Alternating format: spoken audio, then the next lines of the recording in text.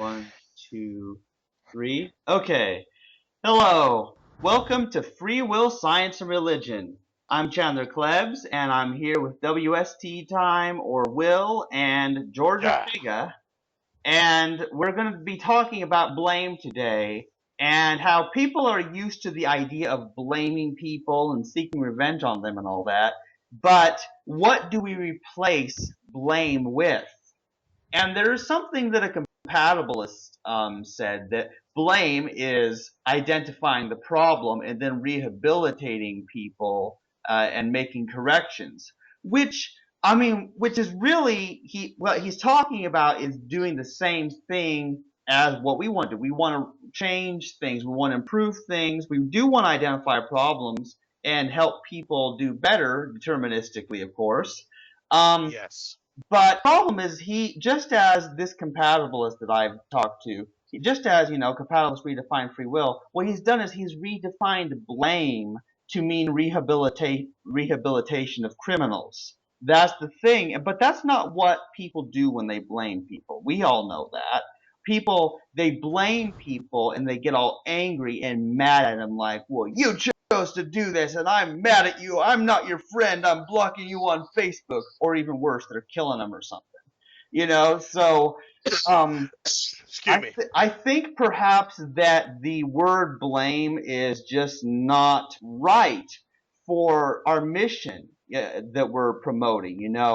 Um, because we want to fix problems. We know that people can change, and we all, I'm sure, have subjects that interest us that we'd like to see improved.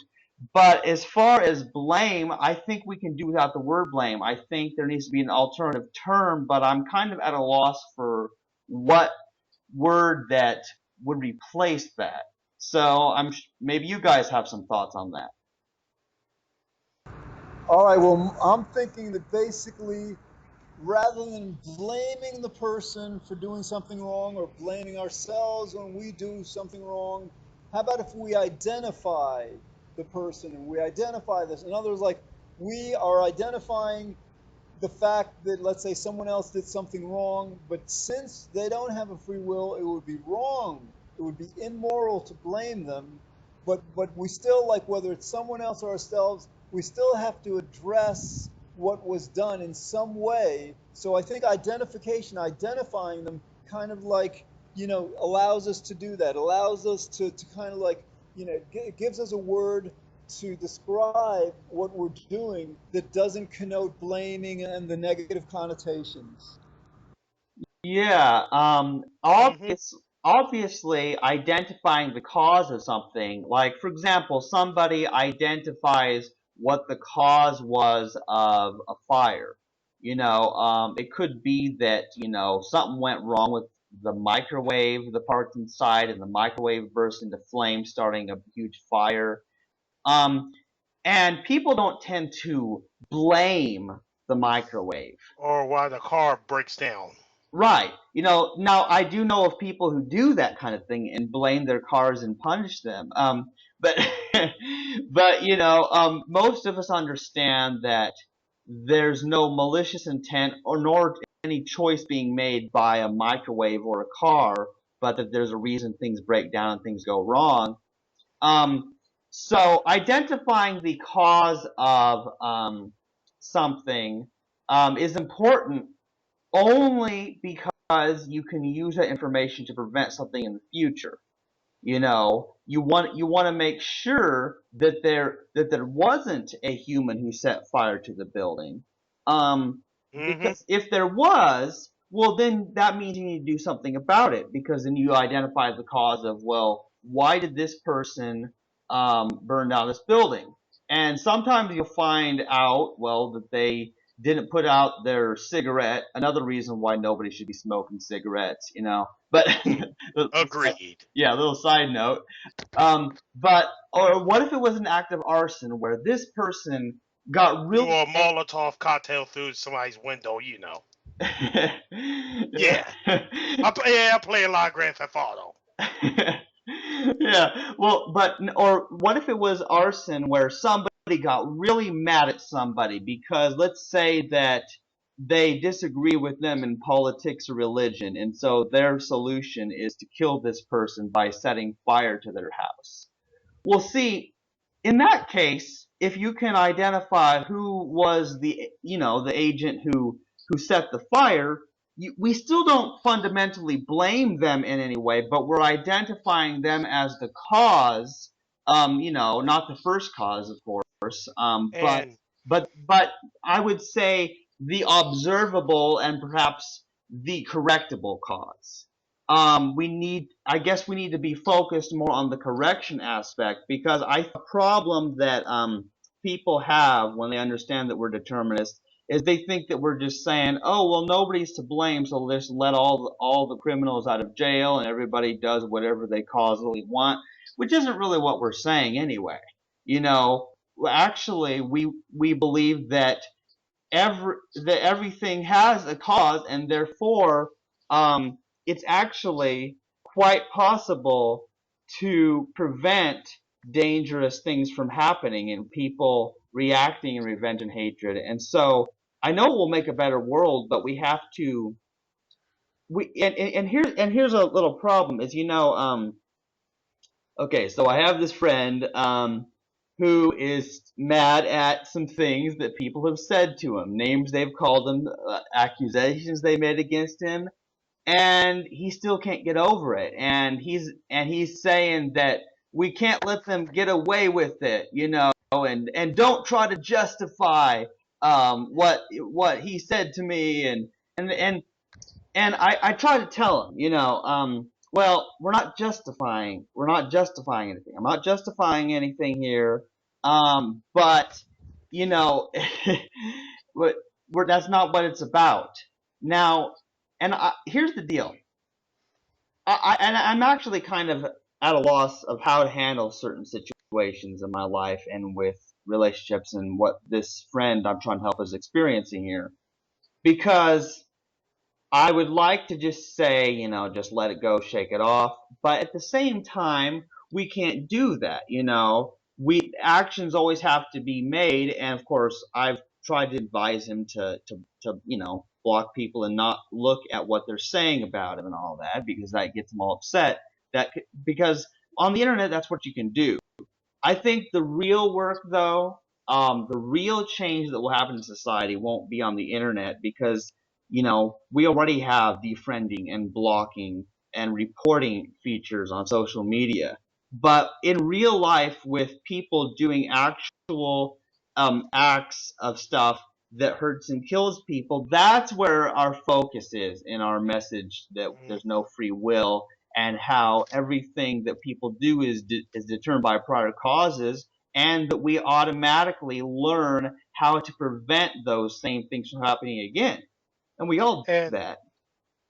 and I had to say that would be the hard part, because people are stuck in their ways.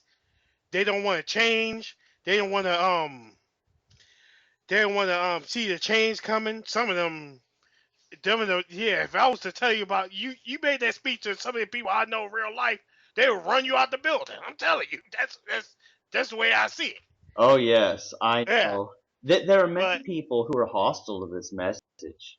hmm All right, so we've got two problems. One, we want to show the paradigm and the word of blame to identifying. And just in relation to that, I'm thinking like, in terms of the causes why the person does that, I think we want to refer to them as causes or reasons, right? But in terms of the person, I think we want to simply identify the person as either a person or an agent. Certainly we can identify the person as a cause, but like, I think it's better if we just, if we limit the word cause to the reasons why the person does what the person does, or the causes. And so, yeah, certainly, like, relative to, like, there's a lot of people that do a lot wrong. We all do wrong. We all make mistakes and stuff. So here's the thing that, and while it's going to be very difficult to basically, you know, get people to do the right thing and all, the idea behind this is like, under the free will belief paradigm or perspective, if we're identifying somebody or blaming actually for doing something wrong, they're going to get defensive. They're going to say, oh, like, they're actually going to say, they're going to try hmm to defend themselves. So especially like, my family. Yeah, which heavy everybody does it. religions. Yeah, Absolutely. So, like, to the extent that we move from that, it'll be easier for people to hear, from other people. Listen, like, the way you're doing this, maybe you want to do it differently. Maybe you don't necessarily want to do these kinds of things anymore. It would be much more compassionate, and I think that would help them to cooperate with efforts to basically correct their behavior. Yeah, and it's certainly a hard sell too, because yeah, here's the problem is that when we tell people that the things they're doing are contributing to the melting of the Arctic and climate change and all that, I mean, that's just one of many examples where humans are causing great harm. Um, it's weird. I mean, nobody wants to feel guilty of that. And so what's that's difficult, the hard part. yes, what's difficult about it is that people make all kinds of assumptions since, 90% of the people that I know, well, actually more closer to 99% of the people I know, you know, That sounds right. yeah, because I'm in America.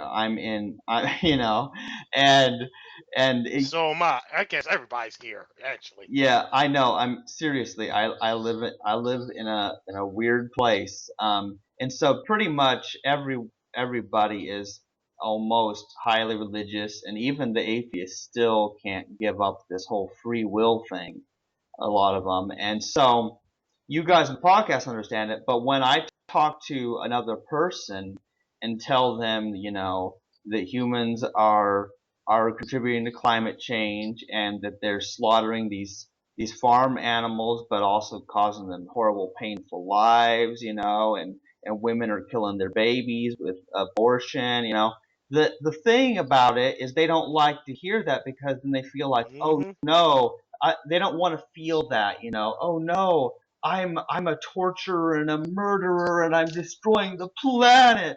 I don't want people to face that guilt, but at the same, like, I don't want to, like a lot of people, they just say, oh, well, what I'm doing isn't really wrong because there's no standard of morality.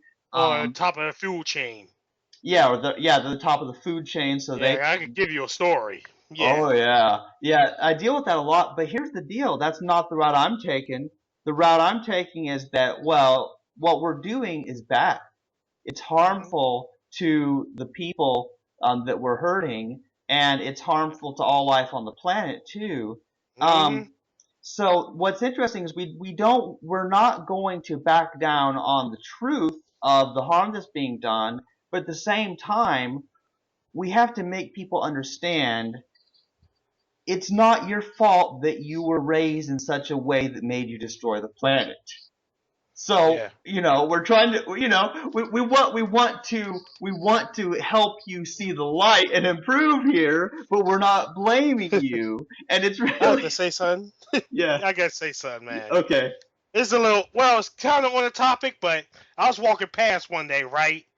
Dude was having it on the grill, right? He put this live crab on the grill. And the way I saw I'm like this, like pain. He said, we're on top of a food chain. I'm like, oh, okay. I'm like, cause like this, I can see the crab. And it's like his mouth is open. I could tell it was in pain. Oh man. Yeah, it had to have been bad. All right, so Oh, here's the thing, Will. Will, so like, how does free will relate to this? Like, if that person with the lobster, if we with climate change and how Crab, we treat actually. But animals, yeah. okay, yeah, because it's the same thing. I mean, they're sentient beings. I'm sure they feel some suffering, some pain. So the idea is like with the free will belief, we're blaming them and we're accusing them of being insensitive and callous and cruel. And with climate change, basically irresponsible and we're destroying civilization. So like that's the thing. So like under free will beliefs, we blame them for it. And what happens is they go into denial. In other words, with the crab, that guy might have said, well, crabs don't feel pain anyhow. With climate change, people will Actually, say, he said we're on top of a food chain. But yeah. oh, right. So he'll make up some kind of rationalization. So like we're allowed or something, whatever. But to the extent that we move from blaming people to simply identifying them as the agents of whatever they're doing, then all of a sudden, like, they understand, we understand, they're not fundamentally to blame. They don't have to feel bad about themselves. And maybe, what happens with the crab and climate change, people go into denial. When people are like accused of something that's really bad, that considers them bad people, they will deny that they're actually doing it, or they'll deny the information. In climate change, they'll deny that climate change is happening. Oh yeah, I So know. I can tell you one thing. I ain't trying to get racist, but I live in a black community, and trust me, I know. absolutely. So like that's the great. So like to the extent people overcome belief in free will, whenever people identify them, then they won't feel accused, and there won't be anything that they would feel the need to deny. Exactly. Yeah. And that's how I feel about it. I know it works from experience because I no longer feel, like I used to feel really bad for being stupid, believing the things I used to, and I felt really bad for the first book I published because it's just full of false stuff. But I don't In fact, feel yeah, responsible, and so I don't feel like, well, it's not my fault if I was an idiot, or even if I am still an idiot about certain things now. I say the same thing, man. Well, then again, and like I tell you something, about 95% of the black community still believes in this religion, and trust me, and you're being raised up in it, and they ain't told why they're being told that this place called hell exists, but yeah, at the same time, God is an all-loving God. Well, I was told this late, but it's like this to me. That didn't make sense to me. That kind of ain't friction there. Yeah, there's kind of a Like, contradiction. what? I mean, yeah, it's like people realize I don't this, get that. yeah, people don't realize about two things that they claim to believe that can't both Oh, be true. here's an excuse. Oh, God made us in our image. Oh, God is His choice. Oh, God, they just see the omnipotent part and they don't realize. I'm like, yo, He's omnipotent, all powerful, basically. Right. Means everything is His fault.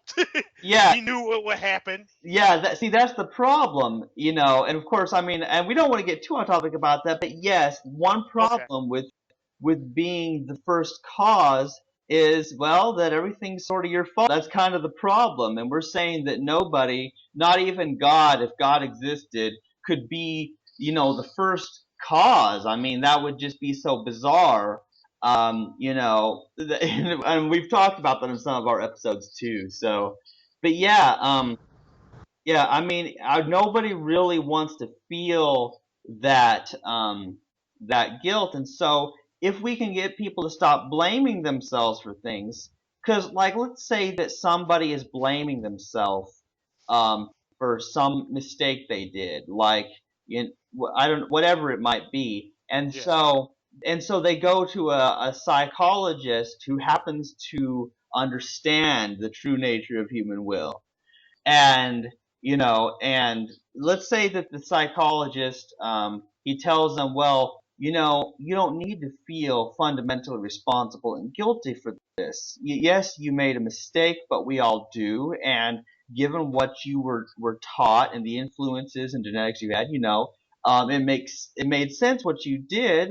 And Hmm. of course your life can improve and you can do better. That's good. I mean, that's kind of like the message that I really think therapists need to be promoting. That would be so awesome. It would help so many people. They wouldn't be. I think they would heal a lot better. Their depression would go away a lot sooner. Because yeah, I think that would be great. But the only one little problem I see with that approach is that then that person might start blaming, their parents and their school and the religion they grew up in. I mean, just like I Hmm. used to do that kind of stuff, Good point. blaming other people. Say, oh, it's other people's fault that they Can I taught me quote you this. on that? Can I What? quote you on that? Yes, I understand what a parent. I understand if the parent did everything he could to raise you up right.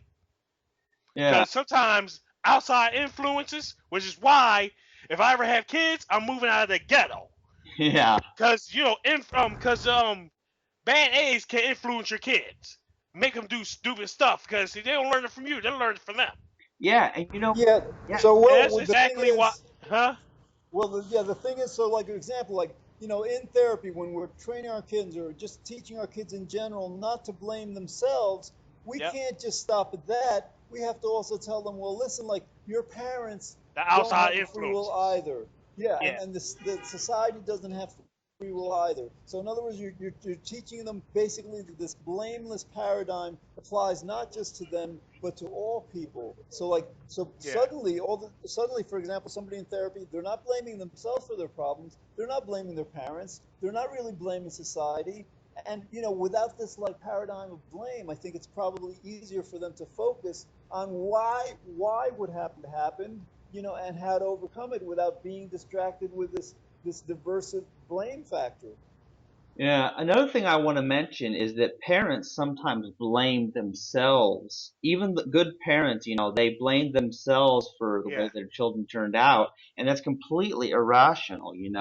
It's not as Hmm. if that parent or set of parents, it's not as if they are the only influence in their child's life.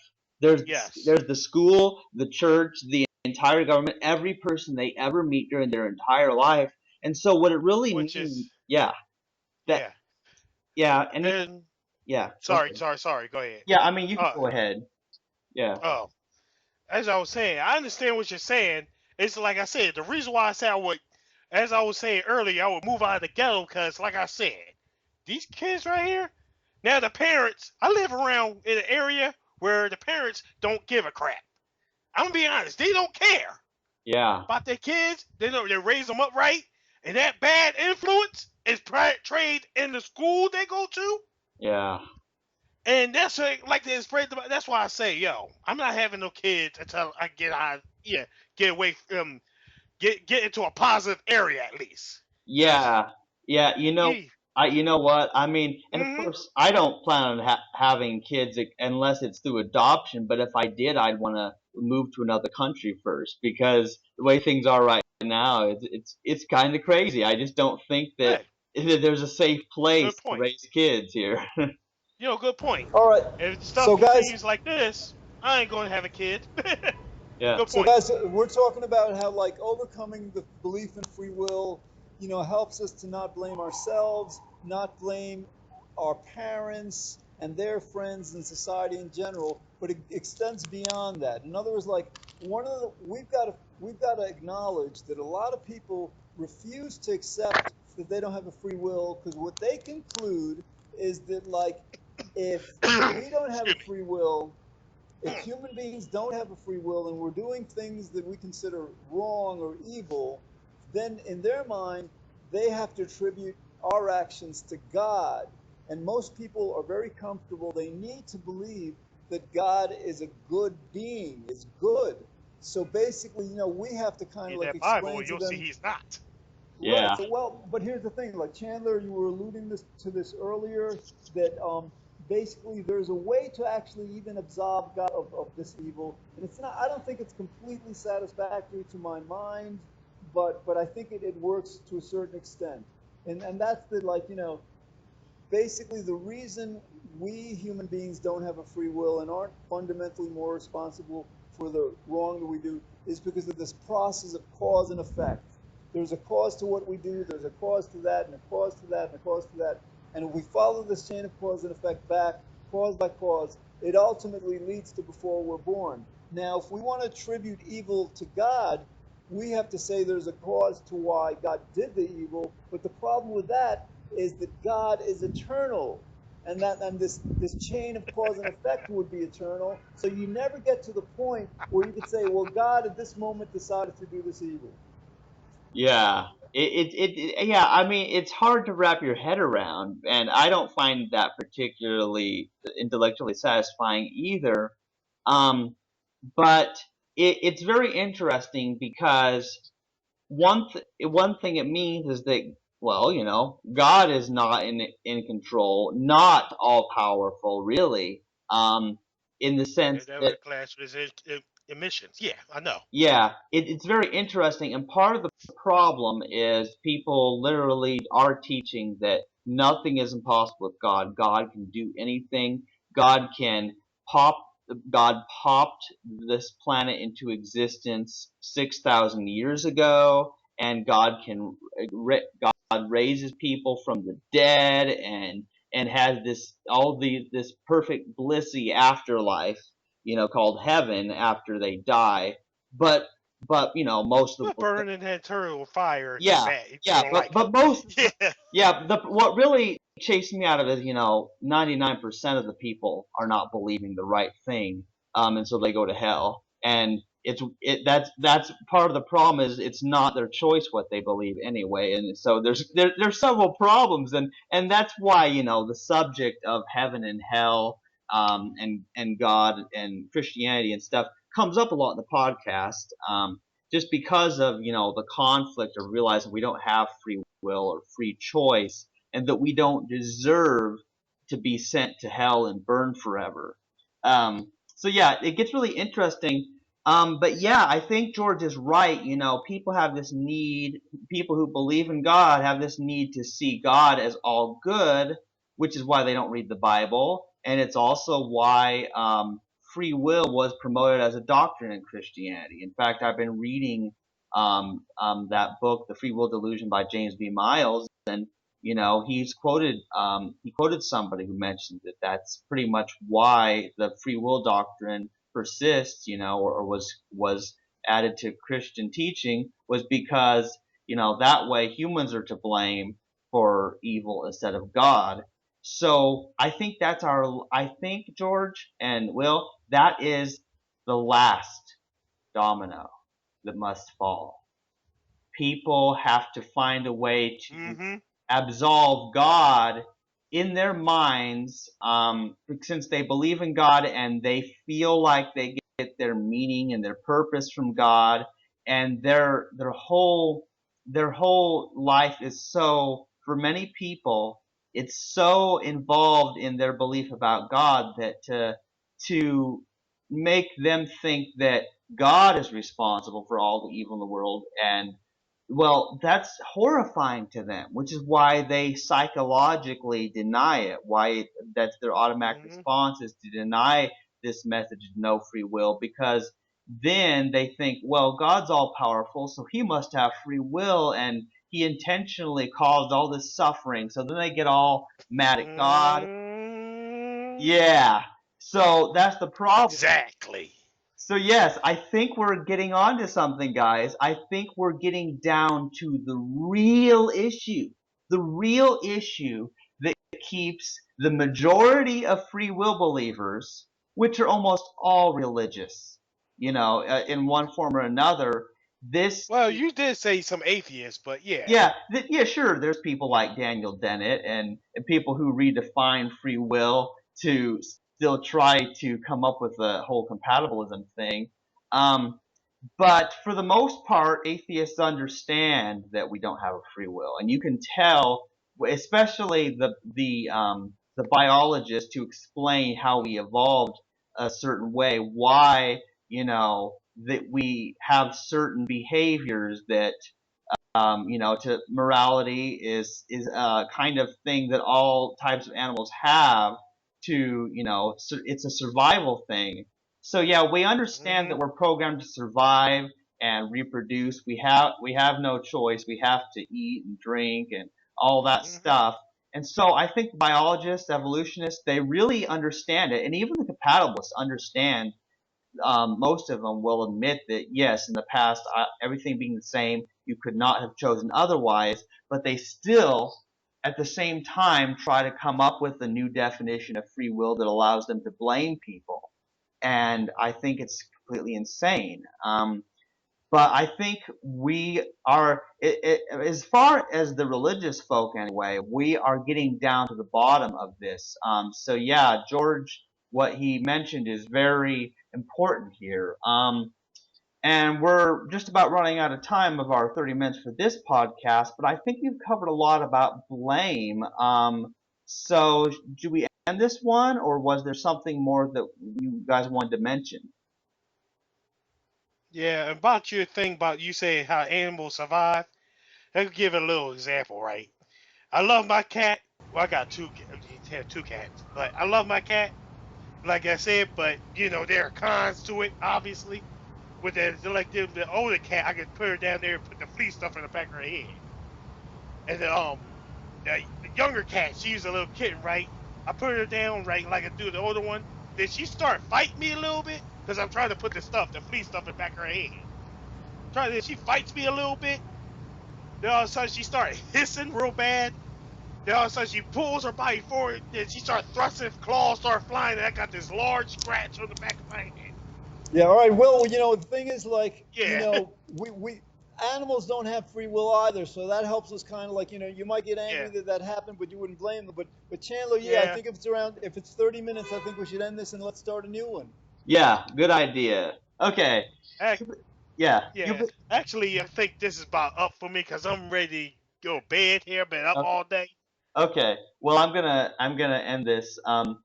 Okay, you've been listening to Free Will, Science, and Religion with Chandler Klebs, Will, and George Ortega. We've had a great talk about blame and why Yeah. people deny it. So we'll continue our exploration in future episodes. Hope you've enjoyed. Bye.